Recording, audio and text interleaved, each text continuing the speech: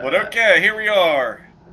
America's Backyard Gold, episode 8. Geologist me and Marine me reacts to the episode. Wait, I forgot my cover. At this point, if you've seen the others, you know all that spiel. So, did you order the Marpat cover for your helmet? No, because shipping was expensive. Was it like literally as much as what the thing was? Oh, pretty much. That sucks. I hate that. Buy it for me. But buy it as get well present. This is for my fingy. What is your finger? Your finger's ugly. I got 8 out of 9 stitches taken out. They left the one in the fingernail for me. Well, that one's gonna be in there for a month or so, I think. God, putting a stitch through a fingernail too. Ugh. Oh yeah, it looks like it's slipping a little bit, so it's like ripping the fingernail too. Well, I guess the fingernail's growing. That would make more sense. Probably that, yeah. You got a little strike slip fault going on. Yeah. All right. But yeah, we're gonna get into this last episode here. What is it? Montana Hard Rock Heaven. Montana. Back in Montana again. Is that Joe Big Montana? Sky Country. Yep. Do it. Let's get into it. Hey, Matt. What? Oh, sorry, we weren't there yet. Matt! Nick, the wildlife can be dangerous. Don't stick your finger in wolves' mouths. It was a coyote. Mm-hmm. Yeah.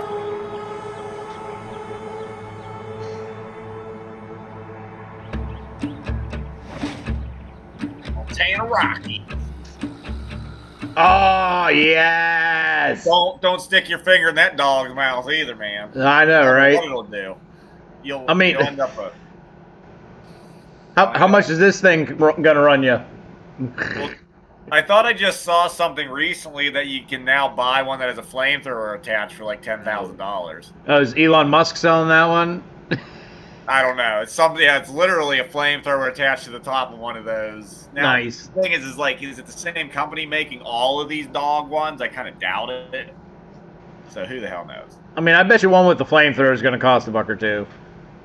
Like 10,000 doesn't sound. That doesn't sound right.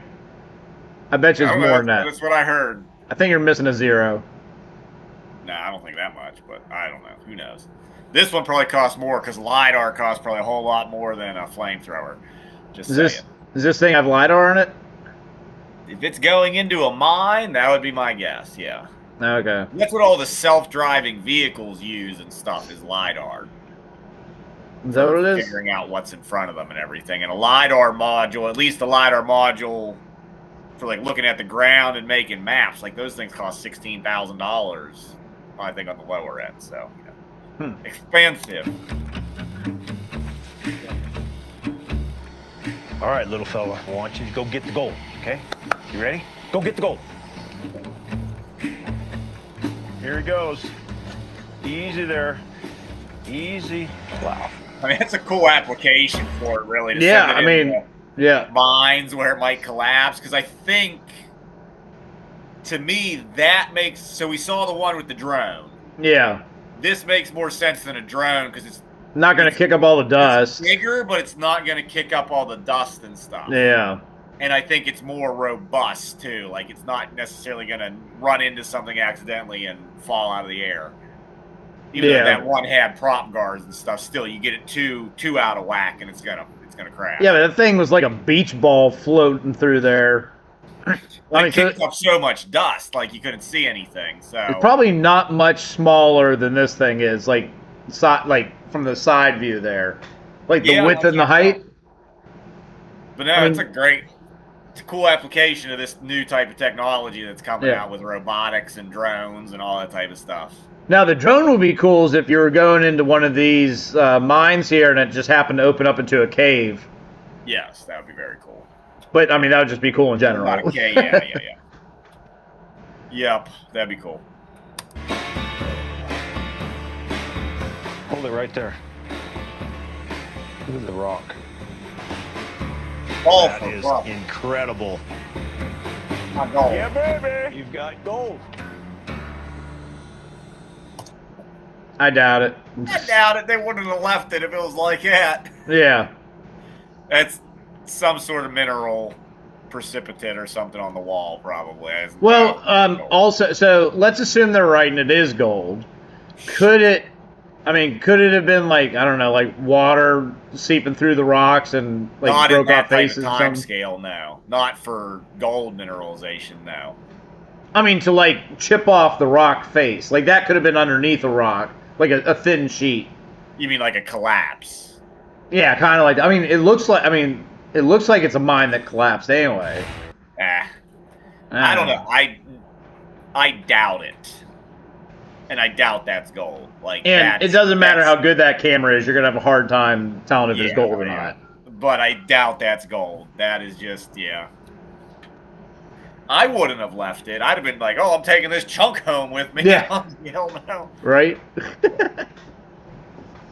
Gold is everywhere. Oh my God. There's an estimated $3 trillion still undiscovered in America. Woo. And I want to help you Choose your weapon. find it. California gold, baby! All There you go. basic equipment You can get started with $15. and the skill Oh, to you're part decode yet, the Nick. land. That's a spot right there.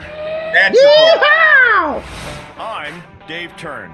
For the past 14 years, I've mined millions of dollars of gold. Oh, yeah. And now, I want to show you where and how I've seen it all now. Vacuum cleaner. everyday people are catching it, That's insane. so that you can be the next one to hit it big. Boom, baby. Right here in America's backyard.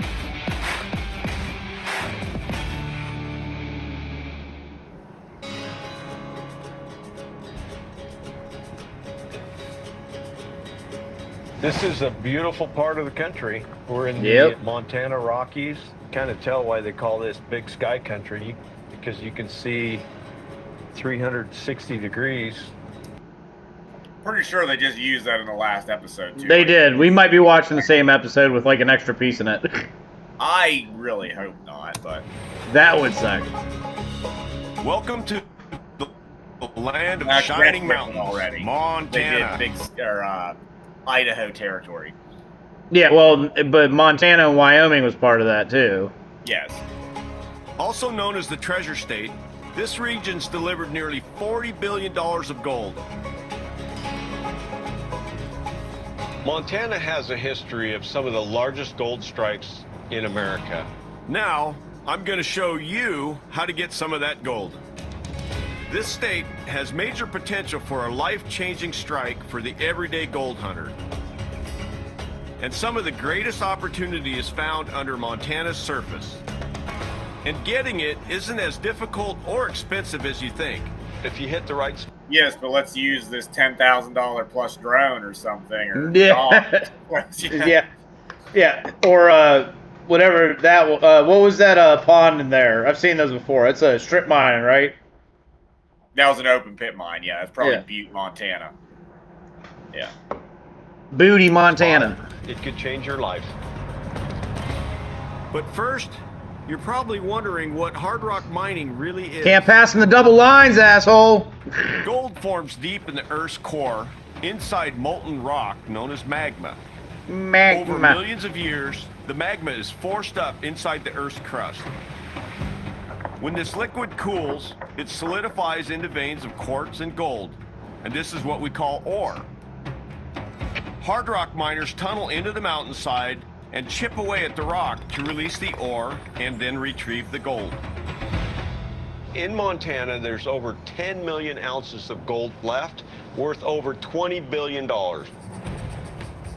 Let's go find some of that hard rock gold. Abandoned mines, where the expensive tunneling has already been done, are great places to start. So I'm in Virginia City to meet a young miner who's looking to do just that. We were in there last time. Yep, we were. Last Cle- episode too in Virginia City. It's gonna suck if it's a couple of the same Very guys. Good prospector. He loves gold, and he's tried to start a small-time mining operation. He sounds like an incredible individual. Hunter? Yep. Dave. Nice to meet you. Nice to meet you. How's it going? Good, man. How you doing? Pretty good. I'm Dave. I'm Brody. Brody, nice to meet you. Wow, look at that. Yeah. That's a pretty well intact miner's cabin. Normally you don't see them intact. That means they were working this mine a little bit later. Track's been pulled out, but the railroad ties and the spikes are all still on the ground. They did. They pulled the steel out. Yeah. And they would have used it for the war effort, made bombs and Planes and airplanes and tanks and all that. So yeah, I kind of get it. You can see the miners even played a part. Yeah. Actually, they pulled the miners out too. Yeah. They either went to fix ships or in the factories, or they went to war. During World War II, the gold mining industry shut down, and thousands of miners were called up to serve. Sadly, many never returned. The private ownership of gold was made illegal, I believe. Was it really? Yeah. Well, that would suck. To claim their riches. But their missed opportunity could be your payday. So right here, here's the portal to the drift. Oh, there it is. There's an estimated 500,000 abandoned mines in the U.S., and claiming one can cost you as little as $230. A little bit of water. Yeah, there's water coming into the back. Pretty solid. Was this a claim somebody let lapse? Yeah. You know, you can see this stuff here is pretty loose. Yeah. So if you're wanting to go in there and mine it, you'd really want to shore this up and make sure none of this stuff can come down. Me and him, we're small scale. You know, your running costs are a lot less. If you find the right mine, you can be successful. Shoring up an abandoned mine can be expensive. So if you land your own ore mine, look around. There could be a golden... There could literally, that's probably what they're going to say, is there could literally be ore dumps that were left out there and never processed. Oh. With like literally vein, the good stuff they brought out to process and then got shut down was never processed, and there's literally just an ore piled up out there with who knows how much gold. Can you imagine that? Like, you just go, you're just like, I'm going to check out this abandoned mine, and there's $1 million sitting right there. The thing is most people would never recognize it for what it is. Because it may not have visible gold in it. But it could be, still a lot of money in it. Opportunity sitting right on the surface. What we're looking for is indicators like here. Yep. The fact that this is a heavy rock means there's heavy elements in there. Gold, silver. It all looks really, really good. What makes it look good is all the minerals in the quartz. But all the gold and the silver's in here, along with pyrite, and there's sulfur in here. I think that's the ore we're looking for right there. You don't have to own a mine to cash in on these gold-rich rocks.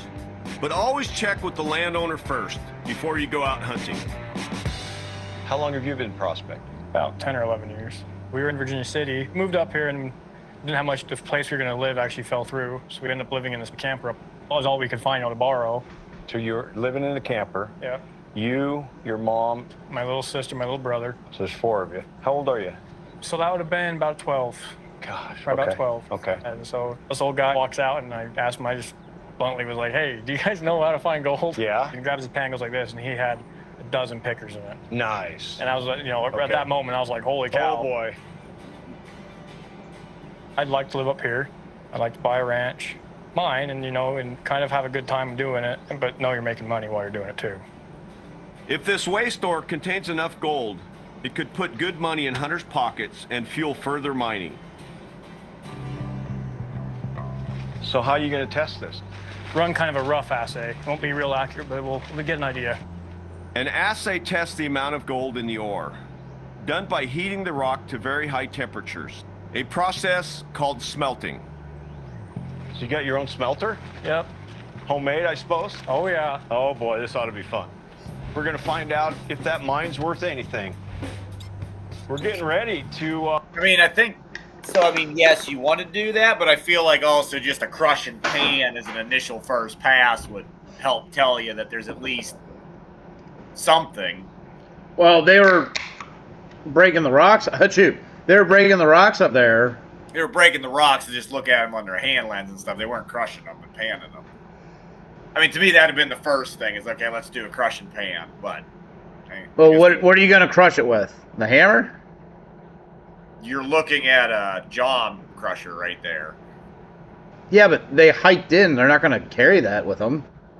No, but I'm saying even now, crush it and pan it, whereas they're saying they're going to smelt it. Oh, I see what you're saying. Which, I mean, you would eventually want to smelt, too, but I'd just be interested to see, is there any... Well, that's what Rookie had, right? Was a little crusher? I mean, his was a hand run, yeah. Yeah. This is a jaw crusher at a ball mill. I don't know what that means. Crush some rocks. This ore crusher takes the bigger rocks down to that size. A good crusher can set you back over $5,000, but you can rent one for $200 per week. All right, here's the ore. I don't know where you're renting them at either. At least, I mean, out west maybe, I guess, but I've never heard of anybody renting a rock crusher out. I mean, would you rent it out for, like, graveling your driveway or something? Or what? I mean, out west maybe it's more prevalent, I guess, but in the east, like, I don't know if anybody rents anything like that. I don't know.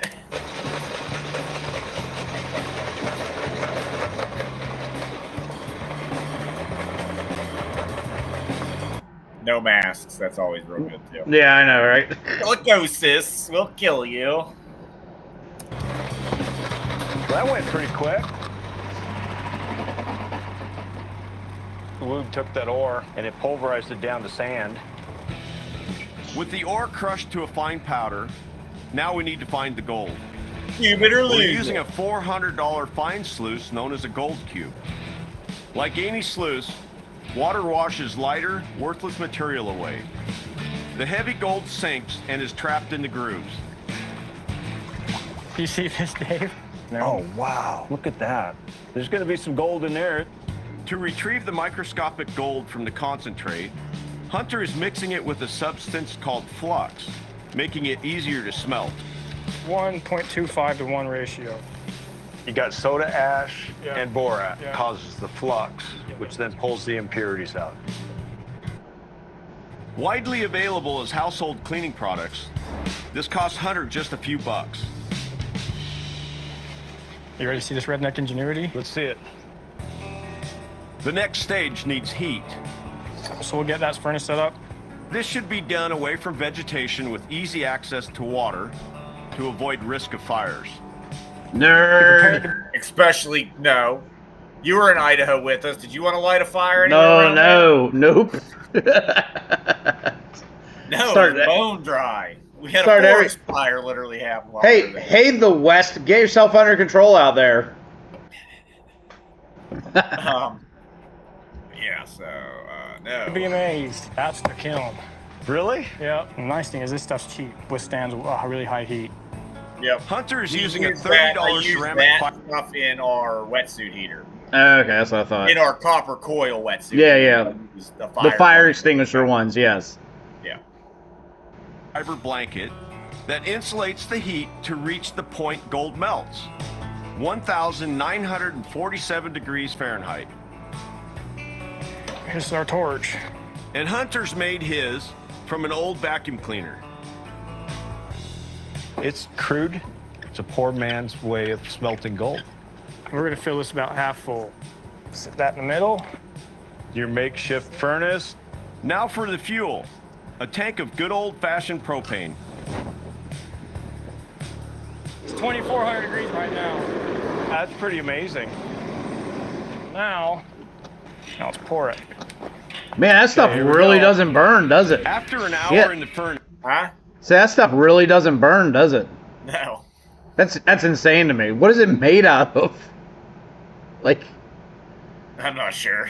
asbestos. What are you talking about? Asbestos is all natural. Mhm. It is. It's a mineral. Yeah, but don't want to go fucking around with it too much. Yeah. the molten liquid is cooled on a steel plate until it solidifies again. Backyard engineering right there.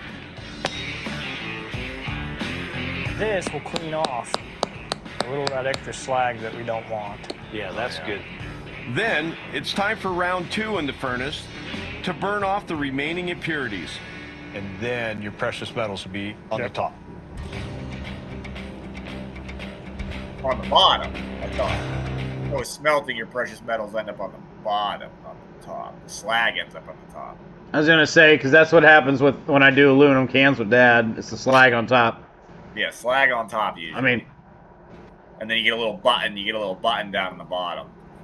I mean, we burn a couple cans. We don't get buttons. We get. If that's that big, that's damn good. That's damn good. I think that's all silver and gold. At roughly 1/3 of a gram, that's $20 of gold right there. Gentlemen, that's a big button. Out of 1 bucket of 4?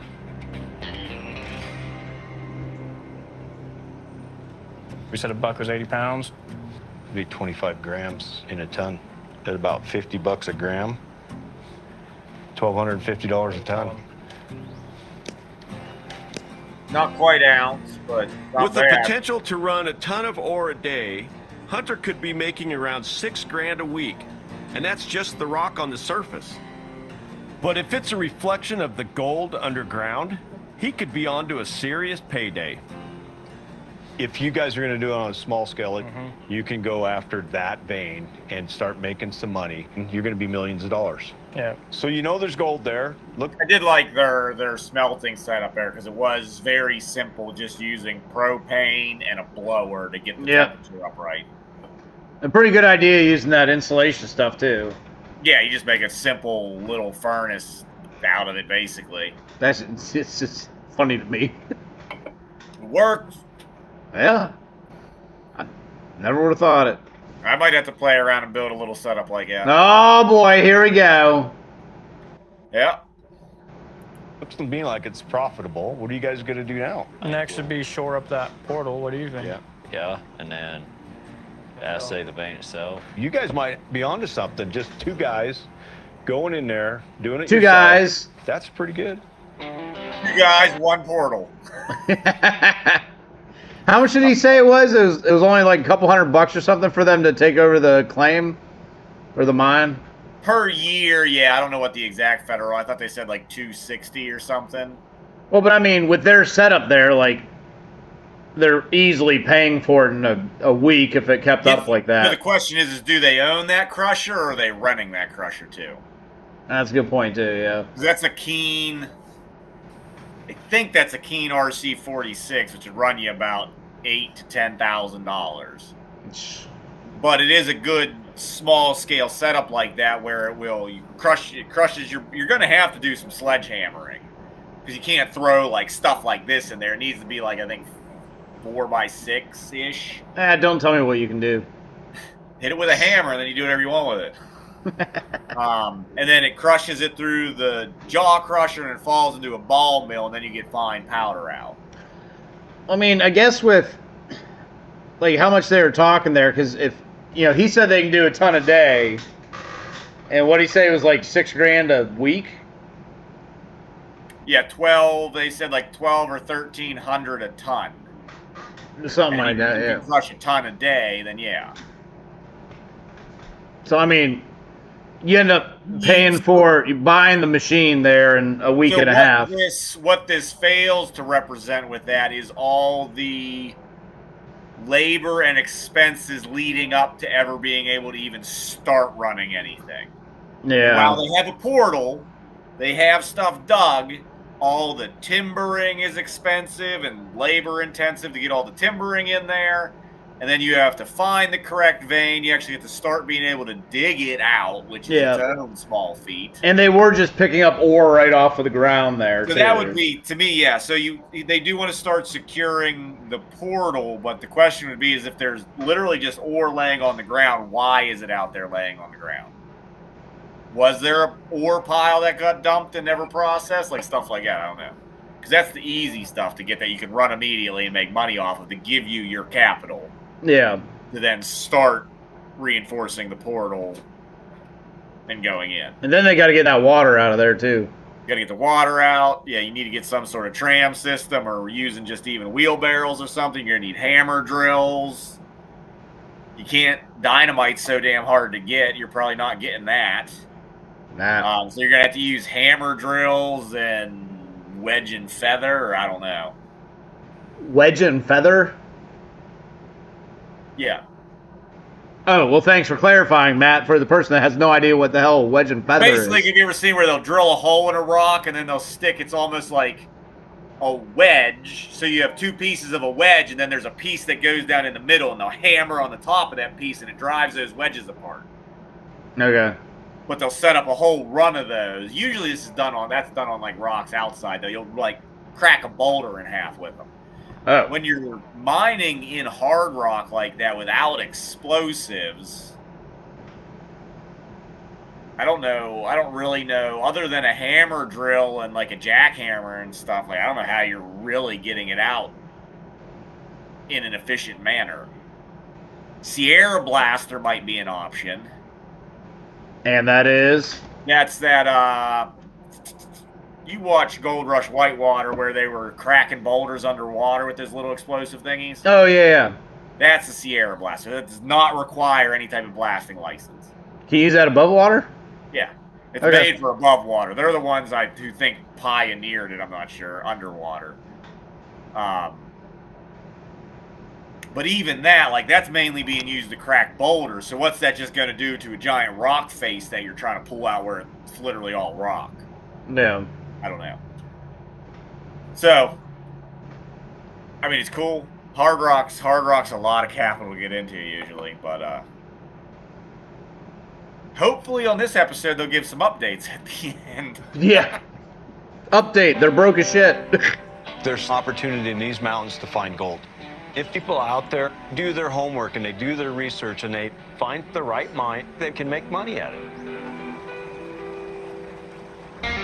Coming up, I discovered cheap and innovative techniques Oh my gosh. Just scrape it off, and that's basically gold. that can lead you to amazing discoveries. Oh, look at it turn to gold. And later, I really want to know what's down in that tunnel.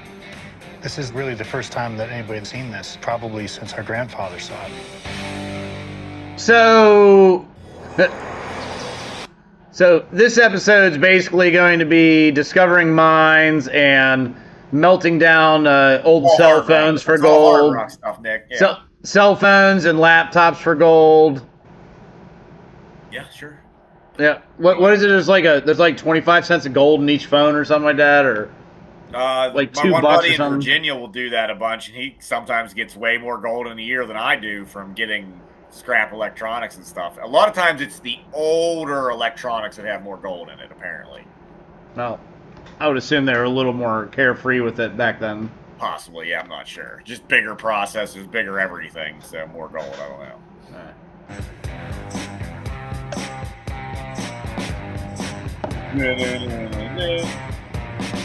if you Oh, find Matt. yourself in the wonders of backyard mining, This episode definitely not sponsored by Yingling. Still waiting to hear back from them, even though we've never once contacted them. Yeah. Well, they're definitely going to sponsor you, Nick. It's more like you sponsor them, Nick. Yeah, pretty much. I think I'm keeping them afloat right now. Pretty much, yeah. Montana. There's an estimated $20 billion in gold that's still out there for the taking. And now, I'm focused underground. I want to show you where and how people are digging for hard rock dollars on a minimal budget. But One of the biggest problems I've encountered when you're going after hard rock is you got to extract the gold from the ore, because typically the gold's so small and so fine that you've got to crush the rock and then you've got to have a way to extract the gold. It's very, very expensive. right now, I'm headed to the outskirts of Helena, where I tracked down someone hoping to revolutionize the process for the everyday gold hunter. I saw on the internet, there's this couple and they're extracting on a small scale. They're doing it cheap using environmentally safe products. And they're doing it in their very own backyard. Hello. Howdy. Hi. How's it going? I'm Dave. I'm Keith. Hi, Keith. And I'm Eva. Hi, Eva. Nice to meet you. You. I want to know what. I've never understood how people can have, like, couches set up in their shops.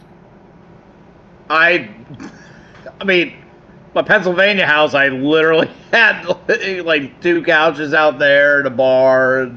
Like, That's not. You didn't do anything in there, Nick. I didn't do anything in there. It was my garage. I did all kinds of shit out there. Sure you did. Well, mine, there's sparks flying everywhere. I'm welding. There's wood chip. Like, shit, I could be impossible to keep it clean. You're not worried about keeping it clean. It's like your basement that you're sitting in right now. Why don't you turn that camera around, show the rest of the room? Yeah, but I'm not actively throwing sparks and sawdust in here and stuff. Yeah. I do that literally in every room of the house, Matt. Well, that's because your house is a construction site currently, so... That's why I always have this picture behind me. Yeah. What got you into hard rock? When we came up to Montana, the ore is entirely different. The gold is incredibly small. That told us right away we had to go to a leaching thing because cyanide's not legal. Yep. We had to go to something non-toxic. Leaching has been used in gold extraction for over 130 years. Historically, the leaching process relies on chemicals like cyanide being sprayed over large heaps of crushed ore. Wow, it isn't like I already described this to you in previous episodes, Nick, right? I do not remember at all. Yeah, it's because you don't pay attention to shit. But yes, I've already described this process a little bit. I'm pretty sure you had that conversation in your head. From the ore and puts it into a solution, and it's then taken back out and collected. It's the most efficient and widely used method of gold recovery in hard rock mining. Really? But due to extensive regulations surrounding the use of cyanide, Montana made it illegal in 1998. It's been interesting. Yeah. We had to invent stuff along the way. The key ingredient is relatively widely available. It's not real expensive. Our leaching costs in terms of chemicals are on the order of $10 to $20 a ton of ore.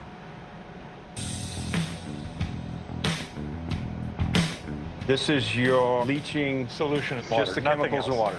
$6 a kilo, and it's no more toxic than a lot of stuff under your sink. Kilo? Keith's secret solution is a blend of environmentally safe chemicals that combined are just as effective as cyanide at dissolving gold. I'm angry. I don't like this guy. Environmentally safe and kilos, and he probably eats hummus all the time. Well, like how they say it's as safe as the stuff under your sink. You had a lot of that stuff, if you drink, it'll kill you. Yeah, I know, right? Yeah, that stuff's not safe in there. I can't put. I probably shouldn't put most of it in my septic system. So probably not. Is it safer than cyanide? I don't know. Maybe. I mean, I guess I'd rather have the sink stuff in my backyard than cyanide, but I definitely don't want a kilo of anything in my backyard. I can tell you that. I don't want a large farm. I want a liter of cola. So we've got a piece of ore all crushed down. We add this. Add the crushed ore to the solution, And then agitate for how long? 24 hours. This backyard-built agitator continually spins the sample to mix the crushed ore into the solution. So now all your gold's in solution, so it's all in the liquid. Correct. All the gold is up here. Now dissolved, the gold needs separating from the liquid. So far, you haven't seen any gold. No, where's the Okay. gold? Come on back over here. Now we just have to get it out of the liquid. Again, we like to do everything simple, cheap, low tech. This is something called electrolysis plating. If you wanted to plate gold on a ring or jewelry, exact same process. Electroplating passes a current between two metal electrodes. The dissolved gold particles become Did you do this with your cast iron, Nick, or something? The electrolysis tank. Is that what they're talking about right now? More or less, yeah. I mean, I use it for taking stuff off of the tank there. Yeah. Similar principle. But I guess, so I guess... cathodes and anodes are probably different. Yeah, I was going to say, so the anodes is what he's got pictured there. So usually the cast iron would be in the middle of it, and the anodes would be taking the stuff off the cast iron. Basically, so the cast iron is in the middle of it, Nick. It's the gold is in the liquid in the middle of it. So the anodes in this case are trying to attract the gold. Is that what they're doing? Charged, and they're attracted to the negatively charged electrode, forming a coat of gold on the outside. All right. So gold will stick to that? Oh my gosh. Just scrape it off, and that's basically gold. Oh, yeah. Okay. Well, it's starting to look like gold. That's an amazing process. What percentage do you think the gold is here now? This stuff here is about 50% gold. To refine the gold further, it's on to the second stage with Eva. See, that's where like a lot of this type of hard rock stuff just start. Like, is it interesting? Yes, but do I want to go like dive in down a chemistry rabbit hole and have a whole entire meth lab set up in my garage? I was gonna say, with the meth lab and the couches going and these hippies here, like I'm waiting for them to pull out the crystals and she's like waves them around. No, it's not that. What's the one that your buddies like to find gold with? It's the like sticks or something. Dowsing rods? Yeah, dowsing rod. She's gonna dowsing rod them goals out, just make them dance like marionettes. But no, it's just like it's like, man, do you really want to delve down the chemistry rabbit hole of how to do all this? And it's a whole nother tool set that I just don't have anything of. Don't have the room for. Don't have the time for. Nobody cares about you. Walter White made it work. We can make it work. Nick, this isn't blue gold, okay? This is real gold. I mean, no, it's a cool process they got going on. I've seen other people do similar-ish things, but man, yeah, it's its own intensive process. But I mean, if it works, I mean, it's already working. It looks like, but if it works as a process, then they could be doing it for other people, and like that would just be a side gig for them. Yeah, possibly they could set up as that because there are. Well, but they also said that there are retired miners on there, so maybe that is what they're doing. Yeah, I don't know. There's refining it for some of the people in the area. Could be. So you're the smelter? I am the smelter. A few dollars of lead powder draws out the impurities. That's the other thing with like what they're adding to remove the impurities is stuff you need to figure out because it's not the same for every ore.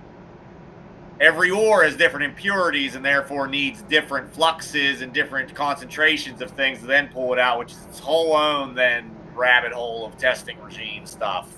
It gets a lot of stuff going on.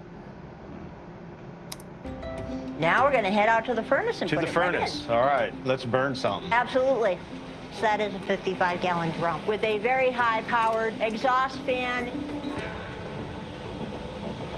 Right by some Rubbermaid totes. Yeah, that's what I was seeing too. It's like I thought that's what he did because like he looked up there and I was waiting for him to be like, but what I'm looking at is you about to burn your place down. Double wall stainless or pipe or something. I'm sure, yeah, but it's just still. I know. I'm sure the fire inspector wouldn't like it. Well, how long do you think it'll be in there? Half an hour to 45 minutes. A furnace like this can cost up to $1,000. So it's an electric furnace, I'm pretty sure, and then what they have over it is a fume hood, it looks like. The barrel's a fume hood. Is it electric? I thought we saw coils in there. Because, I mean, the temperatures you're trying to get to there, you're not going to want to be running electric for that. They do electric ones. It costs a shit ton. See the electric coils? Oh, yeah, I guess. So it's an electric one, and then I think what they have around it is just basically an exhaust fume hood and pulling out any extra heat then too.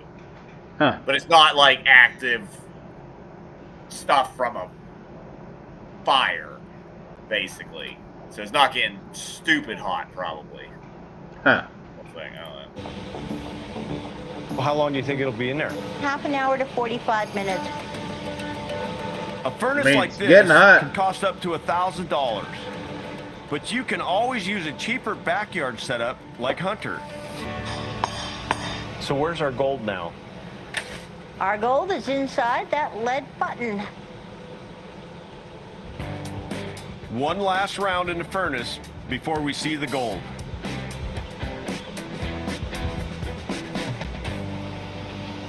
That's pretty good size. Oh, yeah. Oh, look at it turn to gold. And that looks like it's going to be right around 3/4. 75% gold? Yeah. And so 25% silver? Yep. This little button is worth roughly 180 bucks. So this is 100% of the gold that was in that ore, is that correct? Yeah. Very nice. I like it. In the third world, people are using cyanide because they have to. This kind of technology could be extremely helpful to give people an option that will give more money, less environmental impact. Well, tell me less the hazard. solution then. Huh? Said, why don't you tell me what the solution is instead of calling it the solution? Because it's proprietary, Nick. Yeah. Well, you They said wanna it could be help everybody. If you want to help people, you just give it away. They want to be able to sell it. It is definitely Oh, bueno. junkyard mechanics. But they are proving that you can leach without cyanide and use environmentally safe products. It's been fun. They're trying to share this information so small miners can go out and get some hard rock and get the gold out of it. Coming up, All right, come on, boy. I call in a secret weapon That way. to get on the gold. Oh my gosh. I've never seen anything like it.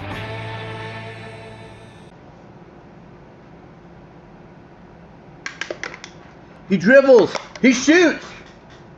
He scores! All trash belongs. In the junkyard. Got you. All right, let's go.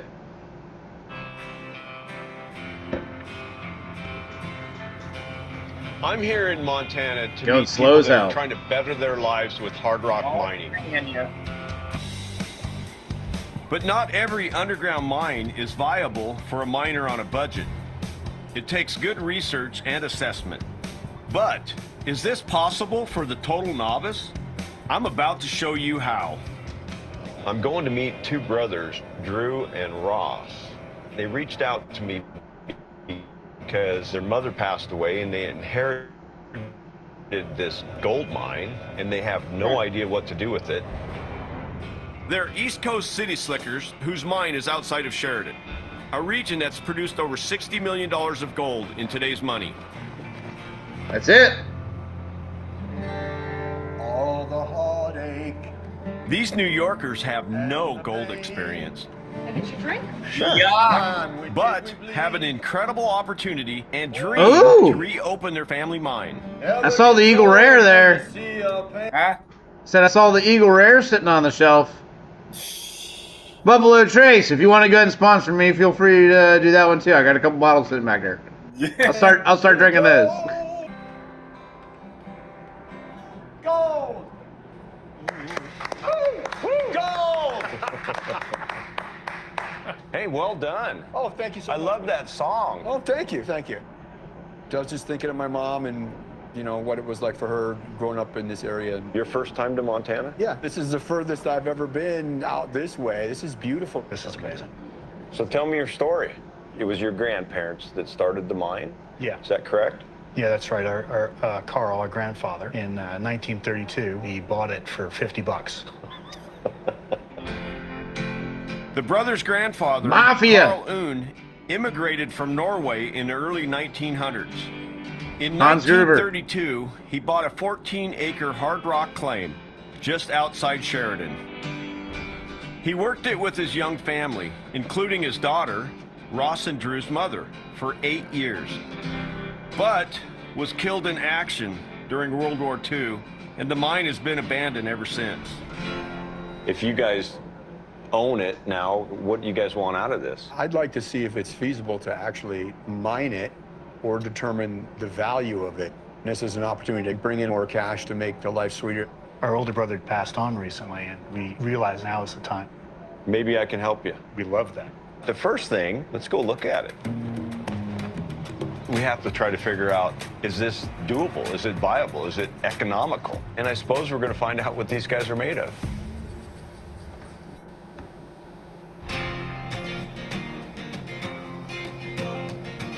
Hi, Clint. Drew. Hi, Turn. Nice to meet you. Nice to meet you. Hi, My brother Ross. Sitting at 8,000 feet in elevation, Accessing the mine will be... Nick, how would you like to be running up and down the hill at 8,000 feet? 8,000 feet? No, I'm good, thanks. No, you sure? Yep. Why not? Because I died last time. Oh, come on. You can swing a hammer at 8,000 feet elevation to do some hard rock mining, right? You can't go from 400 feet to 8,000 feet and run around like a rabbit. After driving, what, 30 some odd hours? You're drinking too much caffeine. Drinking only caffeine, yeah. It's not the best of ideas. Yeah, it probably wasn't. Be tricky. So to help us out, I've recruited local miner Clint Mortensen, who knows these mountains like the back of his hand. All right, Clint, we'll follow you up. All right, guys. Here we go.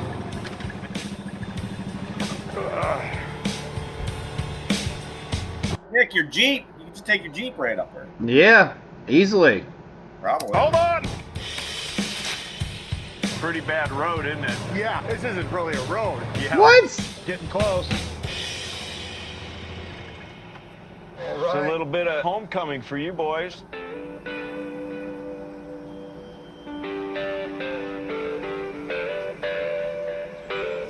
Been fairly that is decent amazing. shape if it's literally from pre-World War II.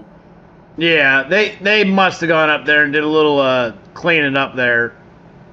Doesn't seem like it, but I don't know. Who knows? This is the first time Ross and Drew have laid eyes on the mine and the cabin where their mom lived. Oh my God. Wow, Ross, just look at this. Yeah, huh? We're here. Yeah, this is where Carl, Mom, Yeah.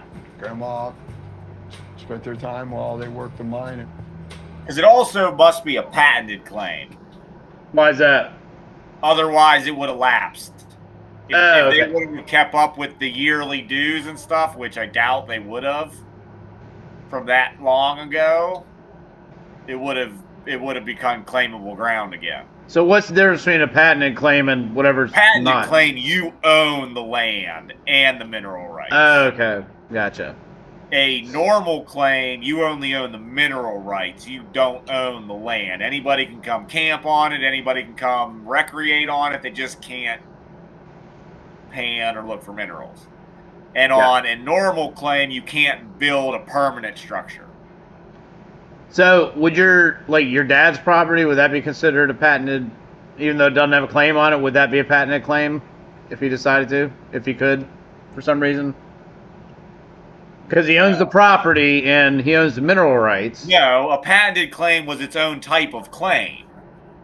Like this was federal. So it's not like BLM. just straight up buying property. No. Okay. It's federal BLM land or federal national forest or whatever you want to call.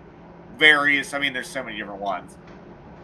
But before, I don't know when the laws changed, you can't really patent a claim anymore. But at one point in time, you could go through a process going from a normal claim to a patented claim where you actually own the surface and the land itself. Okay. So it would go from a claim, so you could be in the middle of Bureau of Land Management land and and own the land. Okay. But that process, I don't believe it's even possible to do anymore. So it's just any patented claims were already in existence. So this had to have been a patented claim. Otherwise, it would have lapsed and it would no longer be their claim. Gotcha. It would be nice if they, in a show like this, that they would kind of explain. Because there is a very distinct difference between those two things. And I did not know. Yeah. It'd have been The nice more if you they- know. Diddly-diddly-doo. Maybe they do. Maybe they will explain it. We'll see. Oh, it's really amazing. Still here. It's almost like they're coming home to feel the presence of their mom and their grandfather. Take that fireplace. Kind of special just being here. Your mother spent 10 years up here Yeah. Yep. as a young girl? Yeah. Wow. That had to have been a tough life. she certainly talked about how hard the work was. And playing out in the front yard meant watching out for the wolves. So before Mom passed, did she give you any instructions? One of the most important things for us to do was not let the water rights slip out, because then we wouldn't be able to mine. She wanted to mine it again. She definitely wanted to see if we could squeeze another dollar out of this. Yeah. Clint's been mining these parts for years and has a sample of the gold he's found in these hills. Oh, I like the way that sounds. There's some gold out of a rock that we ground up and then picked a little gold out of it. So it's a rock about that big. That's how much gold. And that's from around this area? Yes, it is. Yeah, it hasn't been refined. But here's some gold that has been refined. Look at that. And that's out of these mountains, too. Wow. Check that. That is extraordinary. So this is the kind of gold that we can get around here. Exactly. Yeah, that's what you're after. That's what we're after. Now the brothers have caught gold fever. It's time to look for some of their own. Their family's historic records suggest the opening is further up the hill. Oh, here it is. Wow. Look at that. Holy cow. All the years we saw old pictures, we never saw pictures of this. This is amazing. They did some work here, didn't they? Yeah.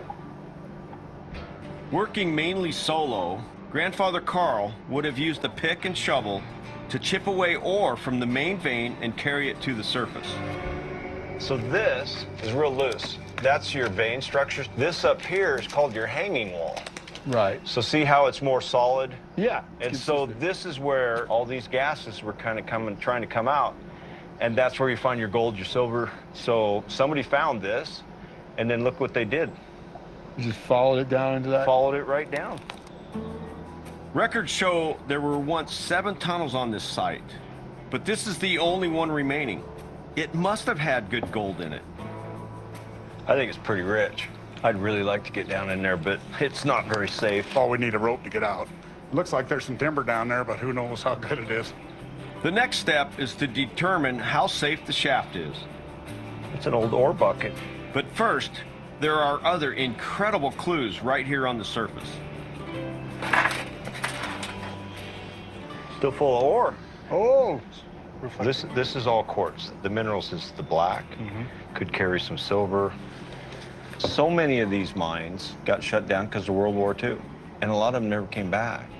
I think there's still gold in this. You can kind of see some of this is broke up. This was a little bit of his ore, and he was probably breaking it up somehow, and then who knows how he got the gold out of it. I'd really like to get a sample of that ore, have it tested, see how much gold's in here. I've been looking forward to this for a long time. Imagining, living here, it's amazing. She'd be pretty happy to see us. This is where also with properties like this, that like if you haven't been out there and you were trying to figure it out, LiDAR you could figure out where some of that stuff is before ever even heading out there. To be able to see it on a map beforehand and everything, because they said there were 7 other tunnels, but I guess they're just pulling from future experience, basically. Future experience?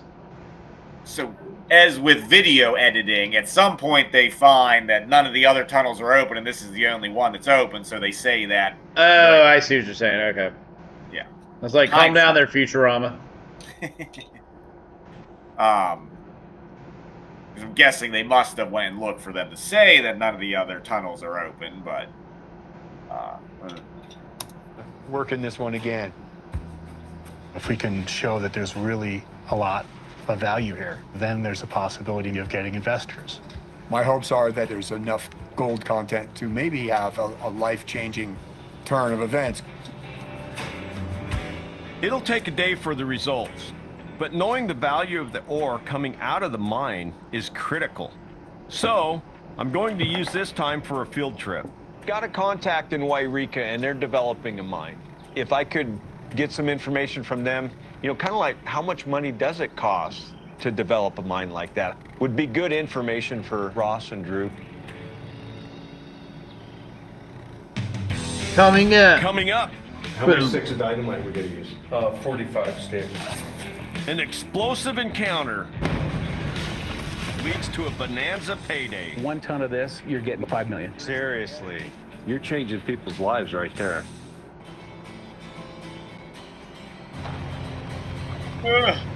I'm here to meet people who are taking on the challenge of hard rock mining, and they're trying to do it to better their lives. In Montana, brothers Ross and Drew hope to fulfill their dream of reopening the family mine. But while we wait for the results of their ore test, I've traveled to California to see a friend who successfully reopened an abandoned mine. Yeah, you know, just Montana to California, that's just like short John. Yeah, really.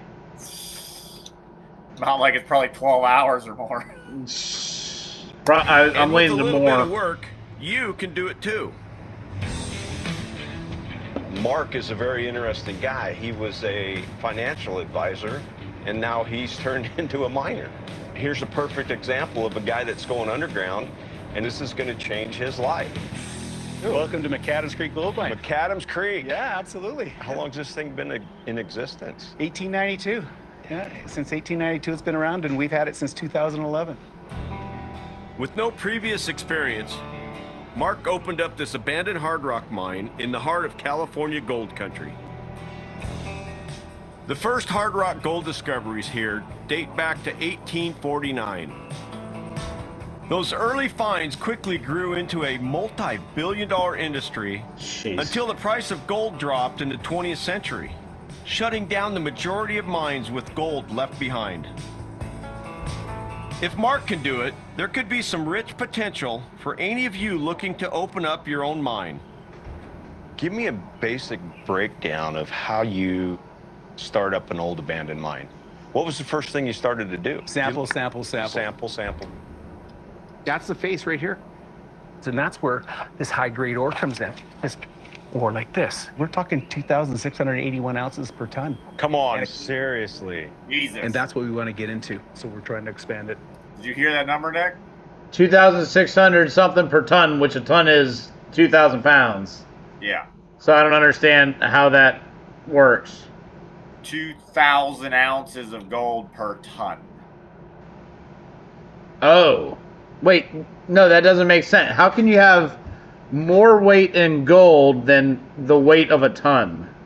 2,000 ounces is not the weight of a ton. Oh, okay, yep, got it. Yeah. Those pain meds kicking in over there, huh? Yeah, I wish. They're kicking in everywhere except for right here. 2,000 ounces a ton is insane. That'd be nice. I mean, what's an ounce at right now? Like 2,400 bucks or something? 60 almost. Jesus. Wait, hold on a second. So you said 2,000 ounces times, we'll go $2,000 a ton. $2,000. Yeah, we'll do that. So we're talking $4 million a ton. Does that sound right? There's no way. I think he says that here coming up too. I thought that was in the beginning or at one point. All right. If you get 1 ton of this, you're getting 5 million. You hit. Boom. God bless it. Jesus, that is rich. Yeah. Yeah. You're changing people's lives right there. You're going to make millions of dollars. Millions. Mark has located the high-grade ore he's after by following the vein of minerals. This is really where the mine begins, right here. Wow. Yeah. And this is a great example here of what we're looking for.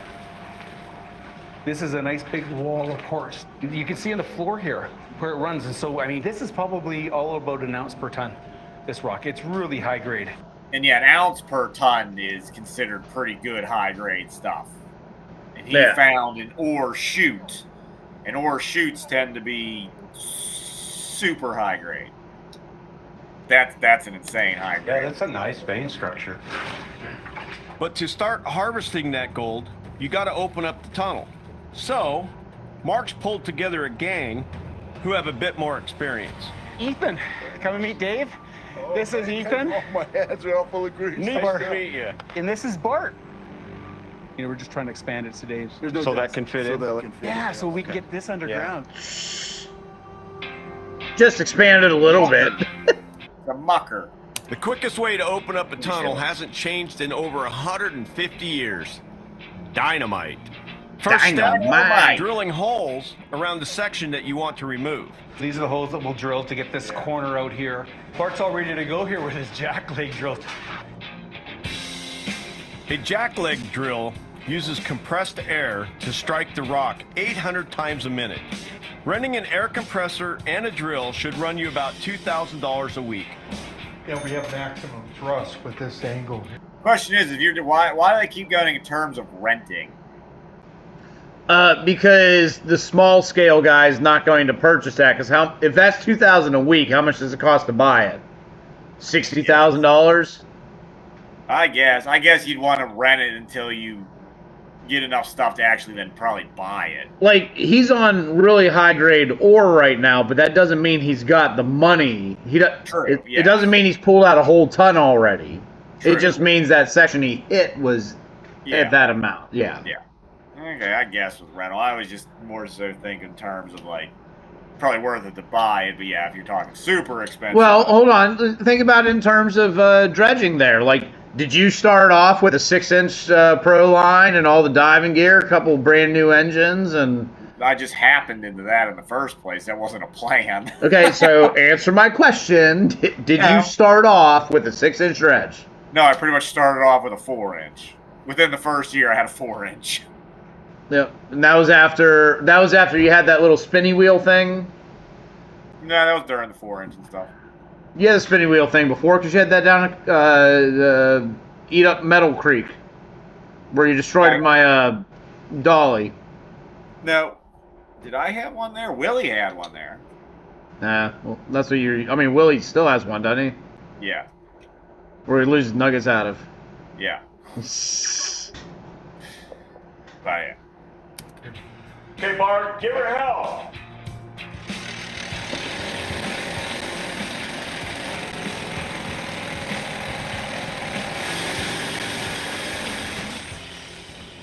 $1892, they didn't have that jackleg drill. They had a hammer, and they had a guy with a bit. So you'd go whack, and then you turn it, and you go whack, and then you turn it, and you go whack. And that's how a lot of the... Your screen freaking out? No, I can't see it on this one. I mean, mine looks fine right now. It just went black. Something just happened. Did you lose internet? Hang on. Old miners anyway. It's fine right there. Mine was glitching out. This one was looking fine. Okay. Yeah. With broken fingers and stuff. Holes drilled. Now we're ready to prime with explosives. So you ready to load some holes? Let's do it. The old timers had nitroglycerin. I will say it's a good thing to see that their explosives expert does have all his fingers and hands and arms. That's usually a good sign. And he looks Martin Van Buren over there with all of his digits intact. That is a good sign in your explosive expert. He's not missing anything. Well, it is California, so is it real explosives or is it like a... Yeah, it's to be working with dynamite like that, he is licensed. He's licensed in whatever explosive license you need. Yeah. So California will let you blow it up, but they won't let you dredge. Hard rock. It is easier to do hard rock in California than it is to dredge. Yes. Really? 100%. You can't dredge. That doesn't make sense. You can run a hard rock mine. I feel like that doesn't make sense to me. You know, pretty much. I don't know. Don't ask me, but yeah, no, it's definitely easier in California to do a hard rock mine by far than it is to try and run a high banker. Peculiar. It's California. What do you expect? Nitroglycerin in its raw form is very unstable. Costing less than $3 a stick, modern dynamite is safer. Still nuts. Huh? I don't know how much dynamite costs. It's only $3 a stick. Hell yeah, let's get some. It makes me want it more. Why do we not have dynamite, Matt? You used to be able to just go to your hardware store and buy dynamite with no license, no nothing. Now you probably need a tax stamp for it or something. Huh? So now you probably need like an NFA tax stamp or something. Yeah, you need an explosive license. Dumb. And whatever that entails. Shall not be infringed. And more stable. How many sticks of dynamite we're going to use? 45 sticks. Jesus. Dynamite requires a license. You can tell Dave's done this before. We're going to be doing 23 pounds of explosive today. That's the real deal. That's a good size shot. This is mining. This is mining at its best. You might want to cover your... Well, I think Dave Turn, from what I remember, is that his family operated a rock quarry. Well, that's why they said Dave's done this before. In Oregon. So, yeah, that's where they're saying he probably has explosives loading experience and all that because he helped run a rock quarry. Okay, I want to blow stuff up, Dave. It can be loud. I'm confident in these guys. Wait, They know what Matt. they're doing. We have explosive experience. What? Tannerite. It's not an explosive. I know. It's not an explosive. It is an explosive, but it's not an explosive that you need a license for. So. Not this powerful. There we go. Goodbye, GoPros. Stand up. Nice job, Bart. This is kind of like what we're looking for right here with the host rock and the quartz. This is the rock that'll pay our bills, and it's about 1/4 ounce per ton. Yep. 1/4 ounce a ton means they just made $500. Enough to keep them blasting towards the high grade. You can't go wrong with owning gold. So right now it sounds like they want to be able to get their machine all the way to the high grade stuff, so they're opening the tunnel up. But that material that they're opening up still holds 1/4 to an ounce a ton. It's still, I mean, would that be considered high grade or mid grade or what? 1/4 low grade ounce a ton. Yeah, I don't know if that'd be considered high grade. It's definitely something you would run. It's worthwhile, but I don't think it's considered. I don't know where the terms lie with what is considered high grade. I'm not sure.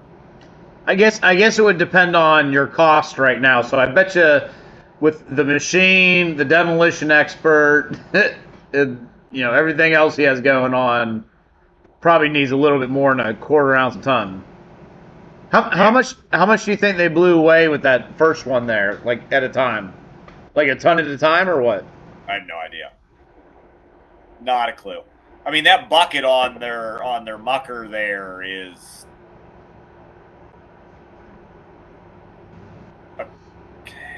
probably. Well, I mean, Dave. Ton of scoop. Dave did just say they made $500 right there, so I guess it would be roughly a ton.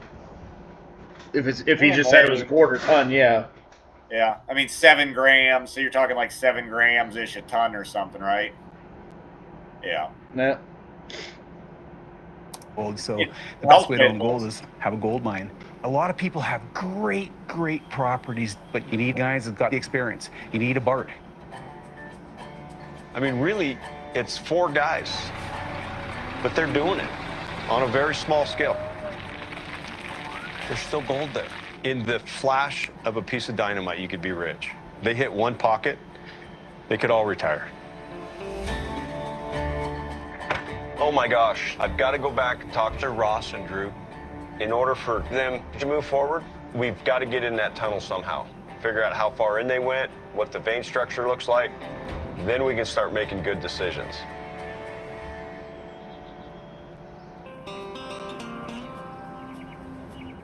Wow, Jim, that's quite a hole. I'm getting my eyes on a hard rock mining marvel. This was state-of-the-art back in the mid-'80s. Yep. Montana Tunnels was one of the largest producers of hard rock gold. This is one hell of a washing machine. And its ore crushing machine is one of the biggest that I've ever seen. I could probably get in there. Just don't turn it on. But to run an operation like this takes balls of steel. Here's the steel balls, and they roll around, and they take that material, crush it down to the dust. That dust probably has got some gold in it. And silicosis. They're pretty heavy, too, aren't they? Oh, I tell you what, if you juggled that, you'd get pretty strong. Well, you got 2 of them there. You can... Right there is a tiny piece of gold that your grandfather left for you guys. That's the family gold. I'm into Montana. Thanks a lot, bro. With brothers Ross and Drew, who are hoping to reopen their family's hard rock mine in the hunt for a life-changing payday. I really want to know what's down in that tunnel.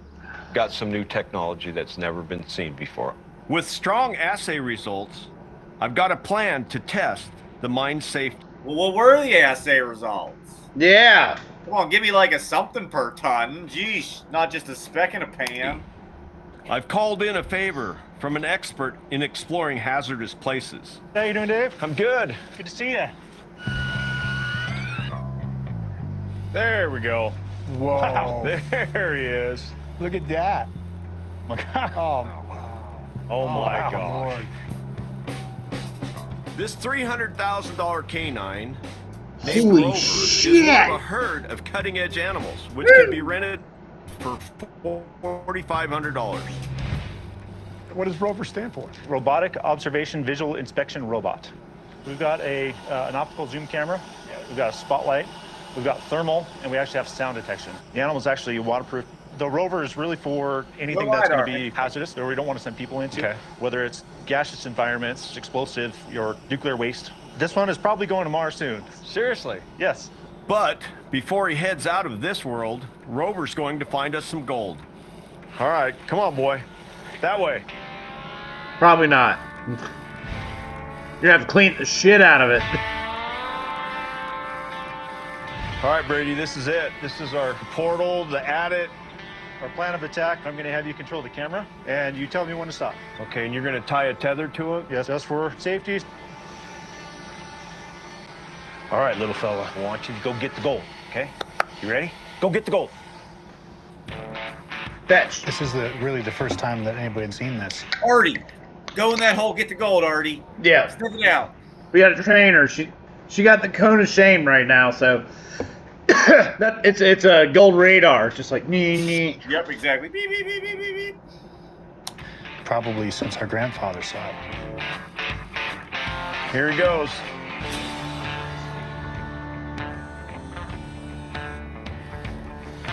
Wow, look at him. Oh, he made it. in. He did it. All right.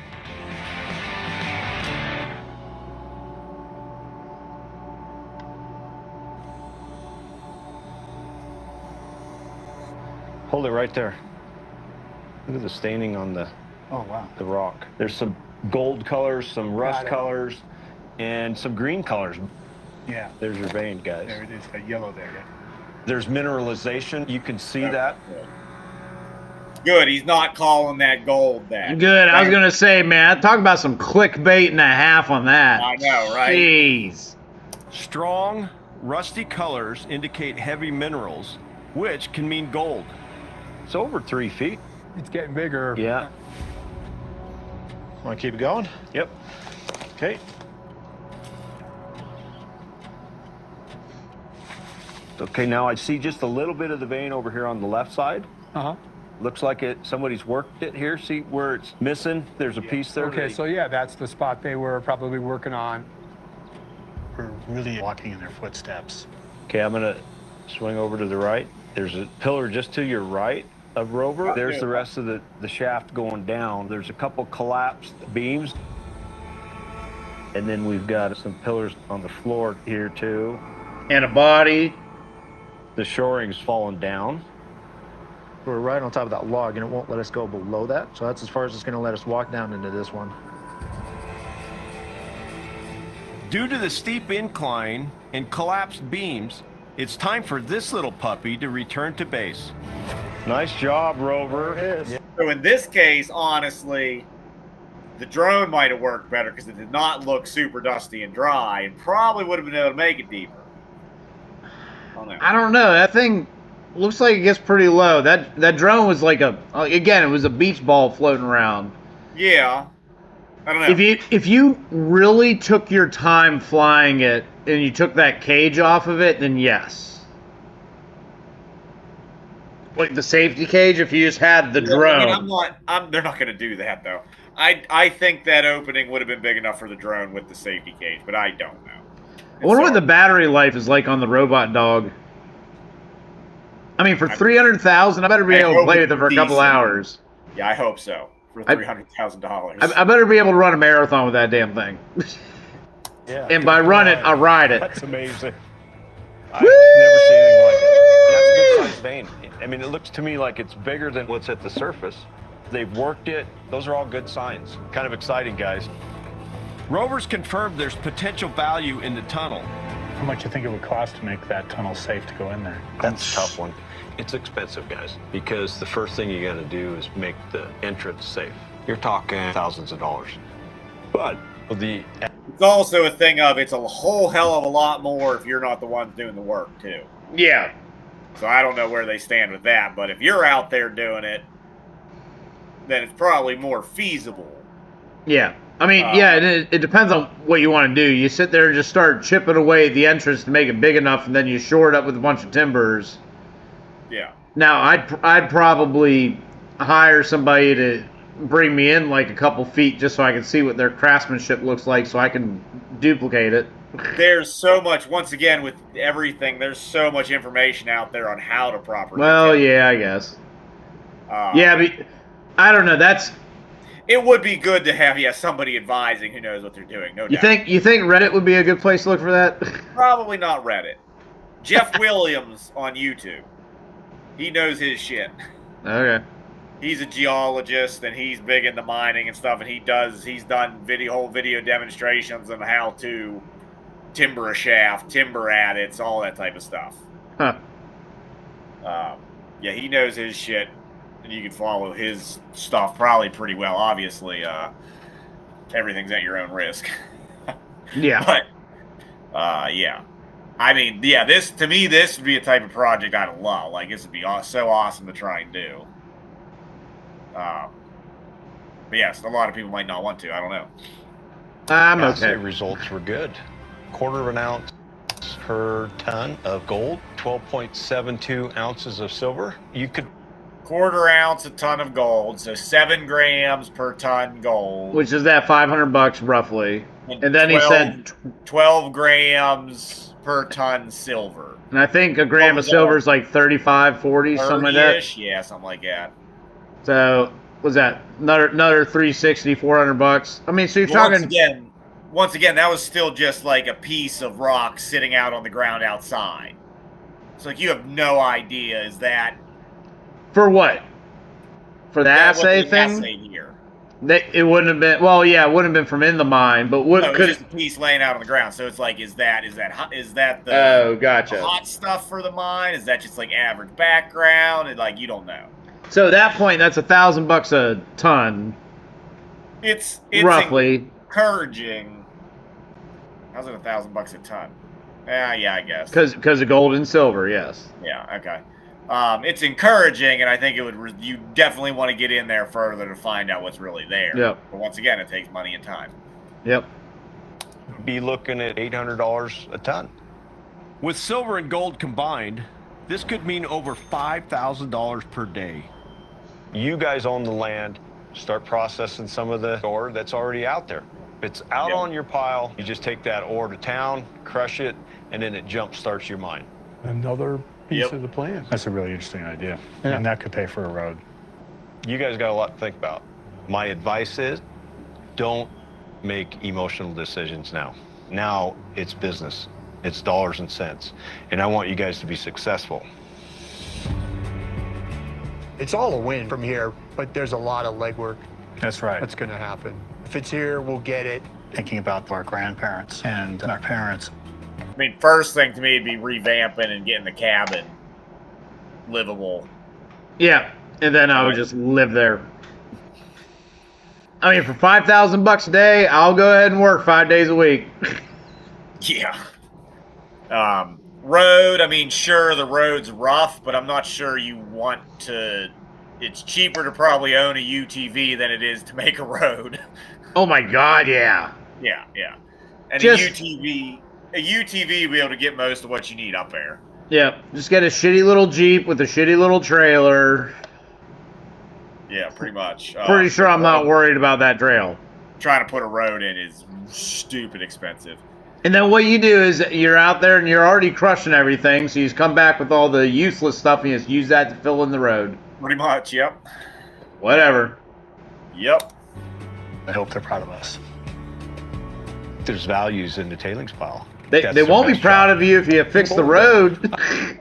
What? It said they won't be proud of you if you focus on fixing the road before anything else. Yeah, I mean, they didn't. I mean, they somehow somebody built a road, but Now, so then here's the other part of it. Like, let's say they got the inheritance or something, and they've got like $250,000 sitting aside.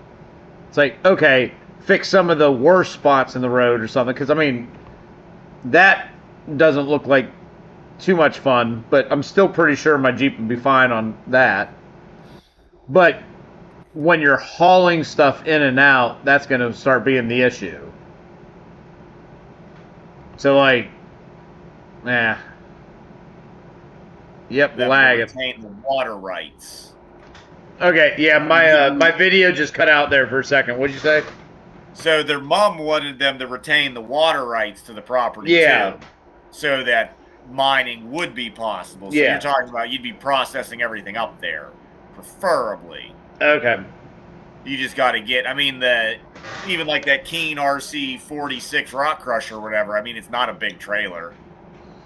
Like most of the stuff would be fairly easy to transport up there just via UTV and Jeep or whatever similar vehicle. Yeah, and at that point too, you take it step by step, and after a couple months of it, you got a little bit of money banked up there. You go out and you buy yourself a nice little bulldozer, and you sit there and slowly cut out the road. It doesn't have to be done in a day. This is a 20-year project. Well, they are getting old. Hopefully they have kids. Built in a day. Hopefully they got some kids to pass it down to, because they're going to be finishing up this project too. I'll take on finishing up that project. Yep. Adopt me. That'd be awesome, really. I'd love something like that. But that would be great, yeah. If you're watching this for some reason, I'll be more than happy to come out and help you. Because, like I said, nowadays it kind of sucks. Like, because even if I were to go out west or Alaska somewhere and stake a claim, I can't patent it. Why not? You can't patent anything anymore. Oh, I see what you're saying. Laws and rules have changed, so it can't actually become yours. You have to keep up with all the dues yearly, otherwise it's going to lapse and go back as that open. So it's hard. That makes it very hard to pass a claim on, like my son or somebody. Gotcha. To have that ability. Well, I guess so. When you're filing for the claim, wouldn't you just put it in your name and his name or something then? You need to keep up with it. There's maintenance and fees that you have to keep up on every year, and if you don't, it goes back to open ground and somebody else can claim it. Yeah. It doesn't matter. That's what I'm saying, is you just put it in your name and his name for all the paperwork and stuff, and then keep up with it. So wouldn't that be able to pass it down? Yes, kinda, yeah. But you don't technically own. You can't build a permanent structure out there, all that type of stuff. So, but yeah, and a patented claim nowadays to buy are like buying a piece of actual property and stupid expensive. Probably. Yeah. I have confidence in those guys. I believe they've got what it takes. Montana's proof that hard rock gold is achievable on a backyard budget.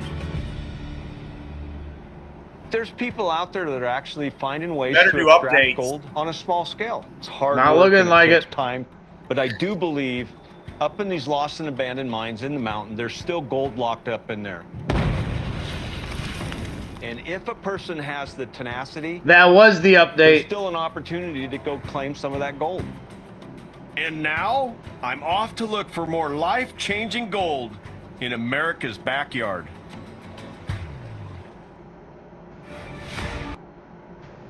That one should have had an update, but whatever. I don't know. There's probably... Well, you know what? And who would you update with? It would have been those guys right there, and the update was doing the robot there and talking about it. I guess maybe, because I mean that would have been one of the last episodes filmed, so you do wonder when that was filmed and when the show premiered and stuff. Well, we're in May right now, and it was Montana, and it was still nice and not snowy. It would have been probably end of last summer of 2023. Yeah, that'd be my guess, somewhere around there. So I mean, they would have production, post-production, all that type of stuff. So it was probably a time issue. Yeah. So yeah. Interesting episode. Definitely different since it was all hard rock. Yeah. All hard rock and processing and which is its own thing, and I've kind of done research into it. I've never really done any of it. I find it interesting, but to me, I'd have to find the right spot. And most of the stuff I've tried to crush, it does remind me, I do have a little tiny jaw crusher. I do want to bring that with us on the Memorial Week trip, so I might try and attach that to a 2x6 or figure out some sort of way to put it in the bed of the truck. And then it's tiny. It's tiny, and it runs on your impact drill. So why are you putting it on a 2x6? Just so it's on some mount, something flat. It just has two little legs, so it's gonna like flippity floppy all around. Oh, gotcha. Just needs something to sit securely on. Right now, it was on my bench. I don't know where I moved it to now. But I do want to bring that because I think as we've come across quartz veins in the granite there, it would be good to pull some of those quartz veins out and crush them and pan them and see if anything comes out of it. Well, especially knowing that there's a super tiny stuff there in the creek. Yeah. Now, the super tiny stuff could have traveled further, but yeah. Well, yeah. It's interesting that it's everywhere in that section of the creek. Like, it doesn't matter where you take the pan, it's just like throughout, which is interesting. And it's not like that in the rest of the creek. So, yeah, I do want to try and get that set up so we can play around with crushing a little rock to test pan. So to see. Good episode, different Stuff I'm not used to. Hard rock's its own rabbit hole of things, like I said, and expensive and everything else to truly get into it. It's interesting using the big newer the more expensive newer technology in these later episodes. Like the dog? The dog and the drone. Yeah. Yeah, for me to probably start to delve into hard rock, I'd have to get it. I'd have to have the opportunity of something like that. Yeah. Like where you find just like the perfect piece of claimable land, all of it showing. Like, yeah, it'd be, or $5 million per ton. Buy a piece of property in Virginia that has an old gold mine on it. That had hard rock and all that. If I find a spot that's got $5 million per ton, I'm gonna go ahead and pickaxe it. Like whatever, I'll get a workout in while I'm making money. Yeah. Oh man, the rocks hit me and there's a piece of gold in my eye now. Oh no, golden eye. Golden eye. Nice. Yeah. So that pretty much concludes America's Backyard Gold. What did you think of the series overall, Nick? I mean, it definitely covered a wide variety of methods. Yeah.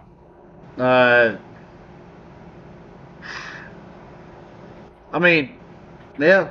I mean, it hit a wide variety of stuff. I'm trying to think what they would do for the next season. More states, obviously. Yeah. That they have not hit. Well, but I'm thinking like, so when you look at some of the other shows they have, like Bering Sea Gold, it's pretty much the same stuff every season. It's just different drama, a couple different people. They might throw in a different crew for a season or a couple episodes or something, if that.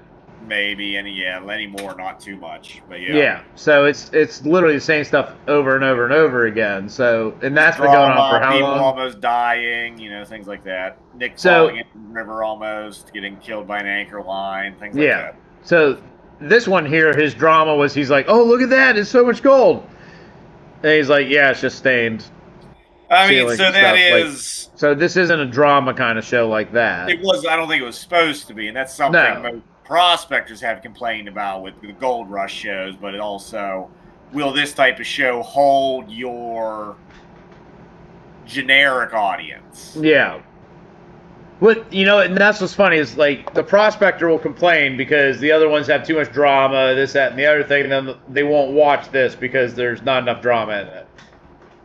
Good possibility.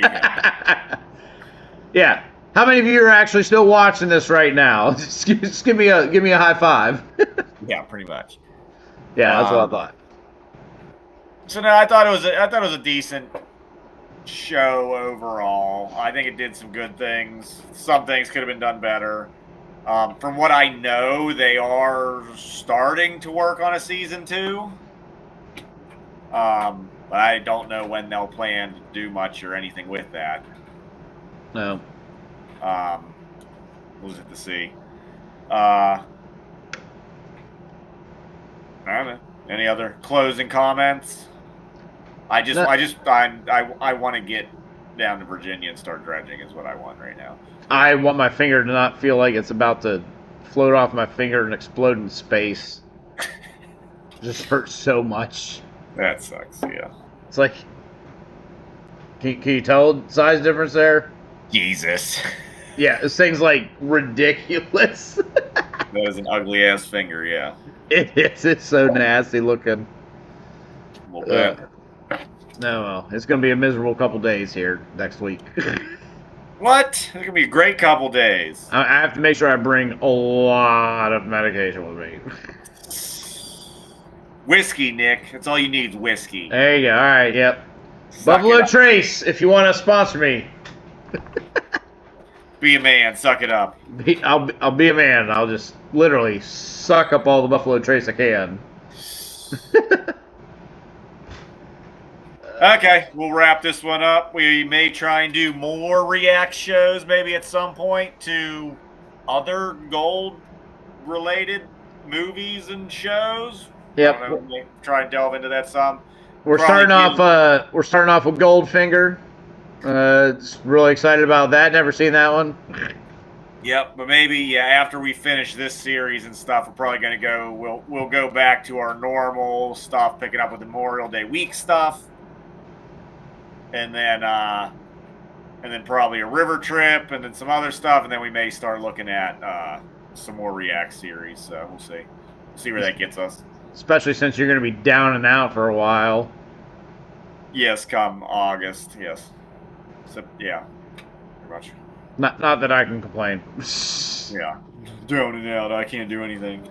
Yeah, pretty much. Imagine that, another dredging trip where I can't do shit. Pretty much, it's about the norm.